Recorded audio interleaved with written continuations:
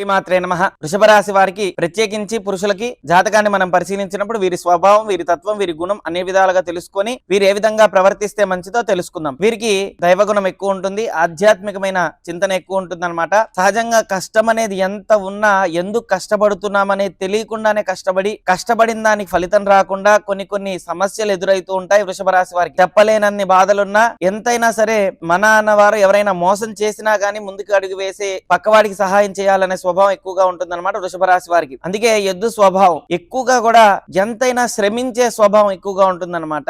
అదే విధంగా వీరికి అన్నిటిలో కూడా యోగదాయకం, జాలి, దయ, అభిమానం, ప్రేమ, ఆప్యాయత అన్ని కూడా బాగుంటాయన్నమాట. సహజంగా వీరి యొక్క జాతక పరంగా చూసుకుంటే గ్రహస్థితులన్నీ మంచి యోగంగా ఉంటే ఇప్పుడు చెప్పినవన్నీ జరుగుతాయి. ఒకవేళ గ్రహస్థితులు అనుకూలంగా లేకపోతే హింసాత్మకమైన ఆలోచనలు ఎక్కువ ఉండడం ఇలాంటివి ఎక్కువగా ఉంటాయన్నమాట వృషభ రాశి వారికి. అయితే జాతకాన్ని మనం పరిశీలిస్తే ఇప్పుడు ఏం తెలుస్తుంది?